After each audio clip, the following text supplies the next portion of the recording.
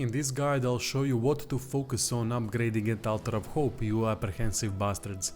Altar of Hope has many options, but not everyone is of the same significance. Here's what you should, in my opinion, focus on to have better success as early as possible. Intrepid Coast, Working Fields and Living City should be upgraded alongside, due to low candle cost up until about half point. It is the most effective way. I know that most of you, like I did as well, will want to upgrade characters at Living City as much and as fast as possible, and that is not a terrible idea, but isn't really cost effective. Focus on heroes that you like to play the most and upgrade them to a point where candle cost increases significantly, while also spending candles on Intrepid Coast and Working Fields. Recommendation is to get as much death resist on frequently played characters when serious about tackling Obsession Chapter 3 and Ambition Chapter 4 bosses, as they dish out enormous amounts of damage that is gonna keep your party at death's door frequently. At Intrepid Coast, the first 3 rows are all very important, with the first 2 being more cost effective than the third.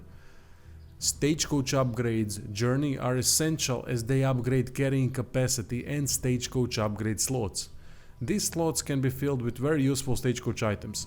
For early game, get to capability upgrade fast, and then slowly over time upon successful runs start investing into further upgrades. Resourcefulness grants Scouting, Relic and Bauble acquisition bonuses.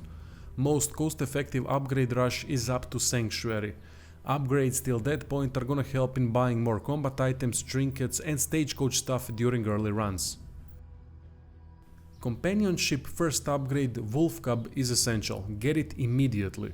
Managing relationships during early game is pain in the ass due to lack of items, so Wolf Cub becomes a mandatory item to have on Stagecoach.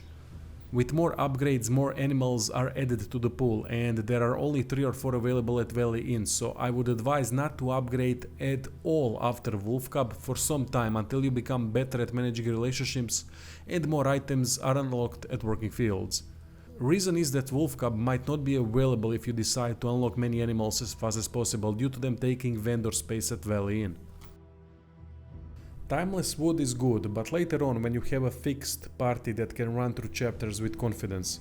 By defeating chapter boss, new passive boosts are unlocked for as long as the character lives. Upon death, these upgrades are lost. Forget about Timeless Wood during early game until you start to have some success and gather more knowledge about the game. Working Fields is easy to overlook regarding investment, but it is essential. Darkest Dungeon 2 is an item-heavy game, which means that combat in and Stagecoach items are gonna be a priority to get to at least half point for some mandatory items that are frequently going to be a difference between success and failure.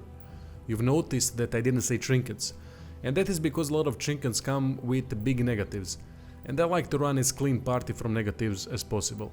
Definitely not saying you shouldn't invest into it, but I'm saying to put it last on priority list.